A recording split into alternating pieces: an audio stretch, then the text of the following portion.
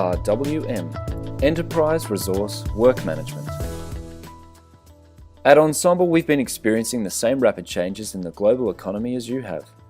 Earnings are under unprecedented pressure, and companies are forced to re-evaluate how to maintain growth and profits in a changing world. Those companies who rapidly harness innovations that reduce cost, while at the same time increase the value that they supply to their customers, are the ones who will thrive. This corporate innovation filters down from the top of the pyramid to all other levels, and it is the seamless integration of all these levels that drives organizational success. Today, we would like to share with you the operational part of what we have successfully implemented over the past decade, and for this presentation, we will focus on the lower two steps of the pyramid. Successful companies are focused, in control, and continuously improving. This is another key element in the methodology that we will demonstrate in this presentation. But first, let's establish a common departure point and place return on investment, our supreme target, in context. It is common knowledge that return on investment will be determined by three main factors: throughput, operating expense, and investment. And this is how they relate. Lowering investment and operating expense will raise return on investment. However, the extent to which these can be lowered is limited. Raising throughput, on the other hand, will raise return on investment and is potentially infinite. This is clearly where the leverage is to be found and needs to be the main player in any optimization process. Growing earnings means raising throughput while keeping operating expense and investment at bay. These are the key elements to control.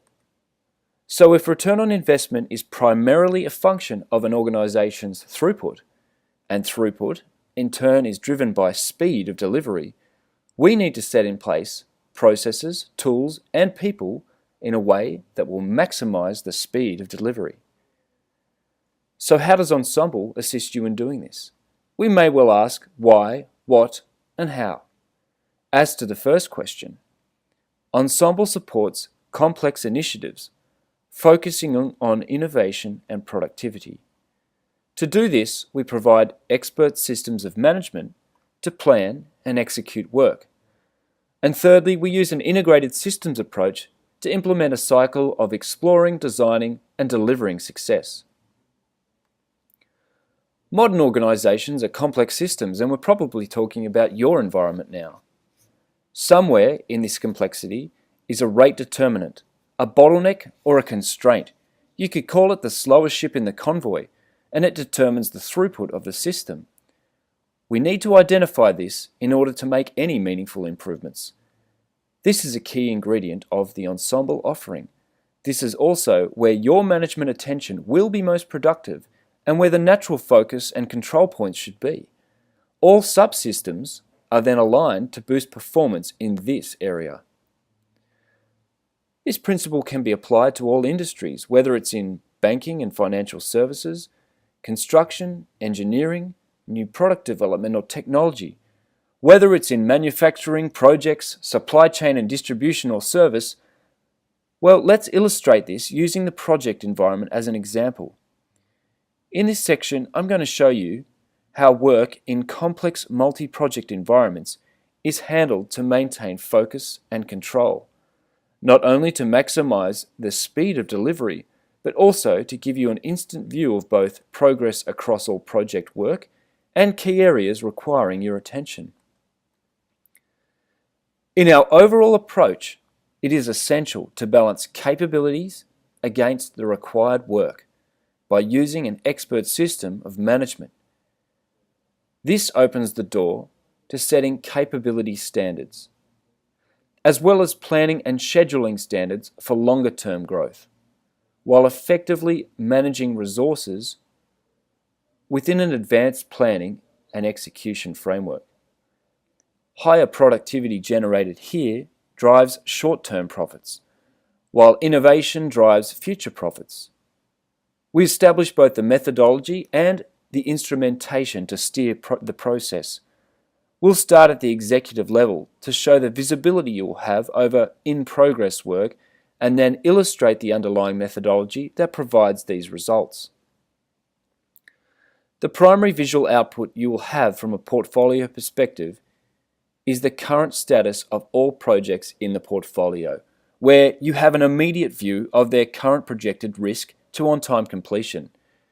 In the example above here, projects that are displayed in the red zone are projecting late delivery, and the red projects are called out on the right. Here, you also have an immediate view of where delays are caused by stuck tasks and the existence of queues.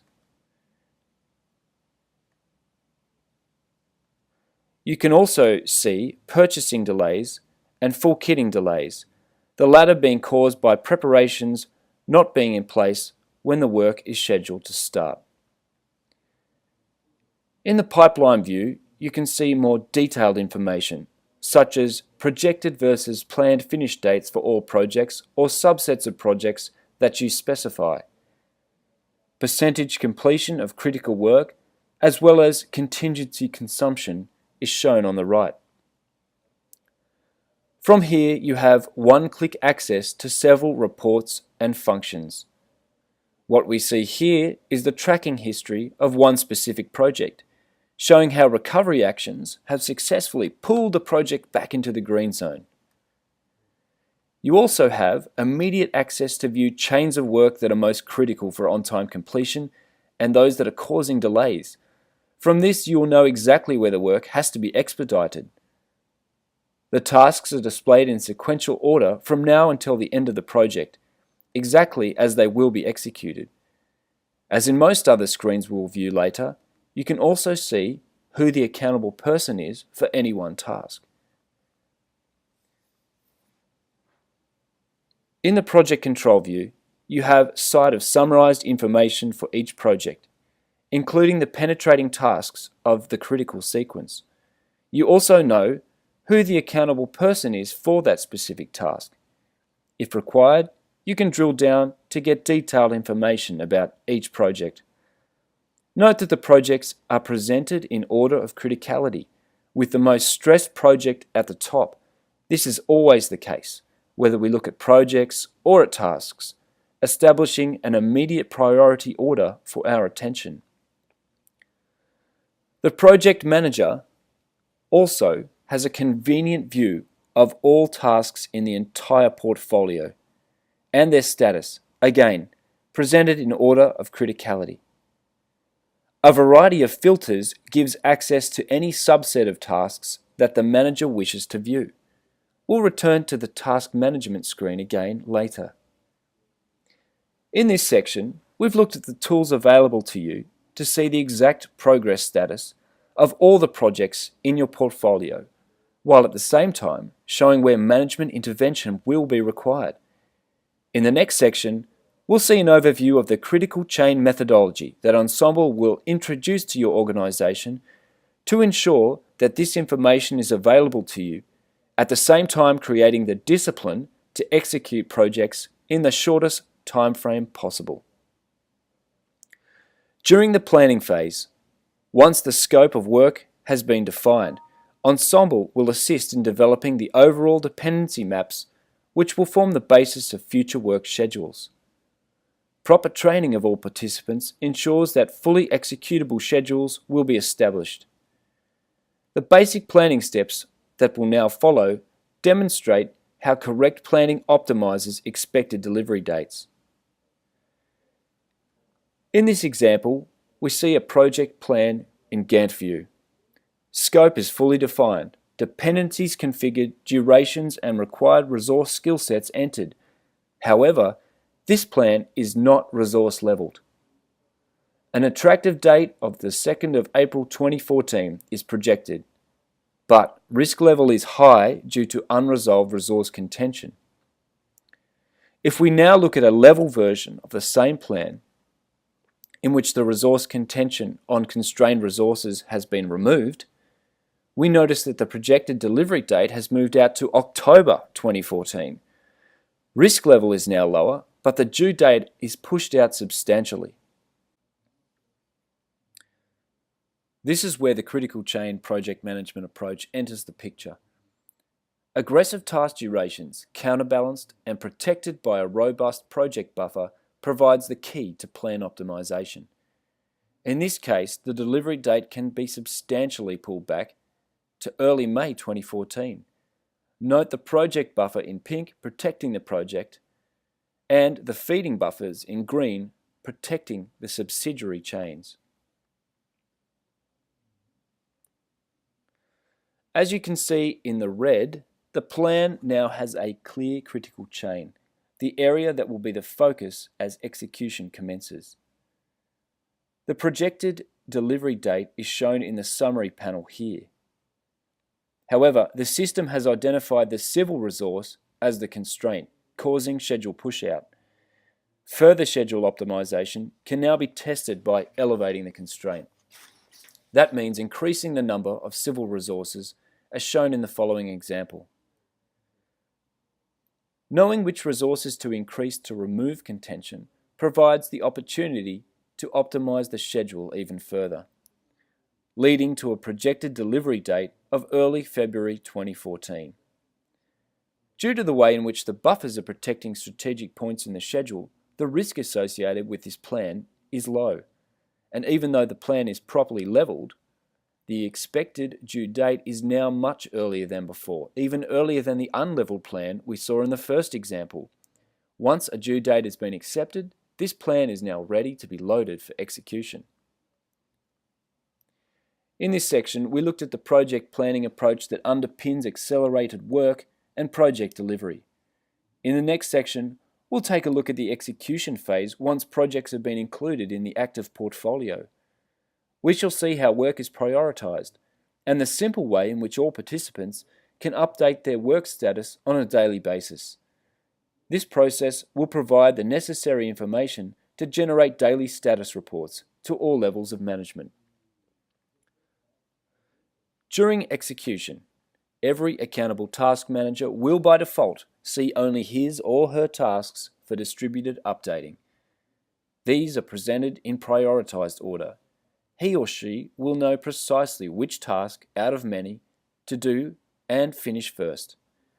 This prioritization is derived from the relative buffer penetration by the critical chain and will act to mitigate the negative time-wasting effects of starting one task before the prior one is complete. The task manager has two main areas of responsibility. Firstly, to ensure everything required to perform a task is ready in time when it must be started. We call this practice full kitting. In practical terms, it means ensuring that all documentation, equipment, and people are mobilized in time to execute a task.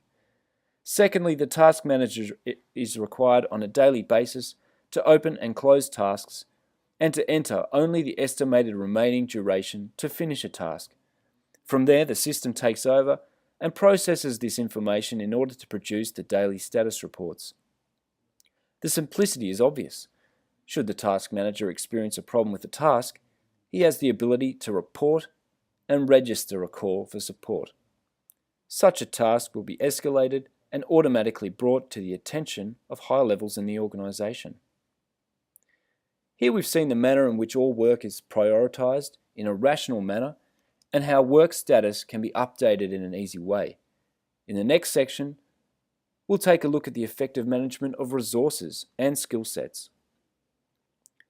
From a resource manager's point of view, you'll have an overall view of the load and utilization of all resources in the portfolio, showing which resources are overloaded and presenting bottlenecks, and when the overload is expected to take place. We can also see which resources are underutilized. This allows proper forward planning in order to onboard correct resources at the right time.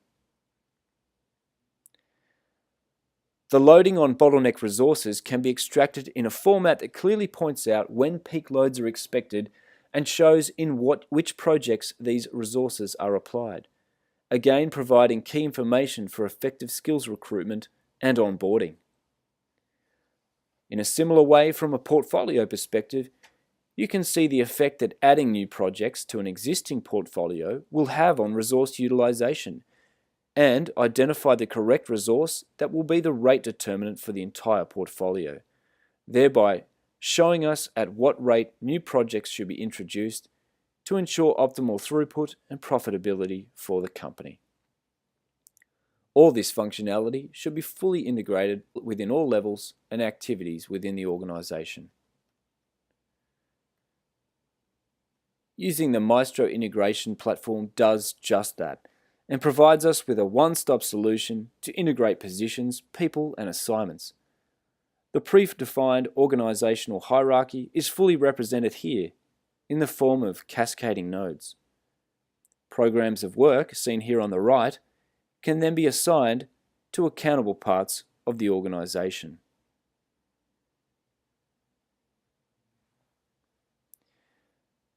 Positions in your program of work are fully configurable and linked to organizational nodes. The inventory of resources can be seen on the right-hand side. This allows them to be directly mapped to positions for planned periods of time. Once these mappings are in place, you are provided with full control over the actual work that needs to be done. The system will reflect the work breakdown structure here. All work information is fully recorded, including the relationship to specific contracts, projects, or work packets. Recording completed work in the timesheet function is also supported here. It provides an integration platform between the project planning and execution function and the corporate ERP, such as SAP or Oracle. This comprehensive approach allows not only for the accurate tracking of activities during execution, but also for the immediate integration of information into the status reports. So we've now covered the highly effective way in which you can have visibility both of the planning process and the execution process. In your work environment, aligning all non-project work with project work, making it visible for any area of your portfolio. But that's not all. Apart from the operational information at your fingertips, high-level performance indicators related to profitability, due date performance, capacity utilization, and effort focus can be viewed in this useful metrics dashboard. Linking nodes in the enterprise structure to nodes of work in progress enables the aggregation or disaggregation of information that is appropriate to a specific level of management. As we mentioned at the beginning of the presentation, return on investment remains the ultimate target, and these tools are indispensable to keep our focus in the right place. The integration platform serves as your access route. The information in the preceding sections can all be coordinated here, all in one convenient location. In our presentation today, we had a brief look at the main components that Ensemble introduces into the planning and execution processes of successful companies, developing a culture where the right people do the right work at the right time. You've now seen how a successful implementation revolves around effectively managing capabilities, positions, and assignments, whether that be in Gantt work, service work, or calendar work. In plain language, that means what needs to be done, when, and by whom. What skills, funding, and information will be needed. Finally, we may ask, well, what does an engagement like this look like in practice? When Ensemble is invited onto a client site, it approaches its engagement from a holistic systems perspective, introducing sophisticated but practical solutions to address the key issues that will have an impact on overall corporate performance, and give you easy-to-read views of the status of this performance. We take your team through a robust cycle of exploring, designing the solution, and delivering, which starts off with generative interviews with all major stakeholders, during which a thorough understanding of your business and the challenges lying ahead is established. This is followed by a foundation workshop that embeds the elected approach and methodology among all participants.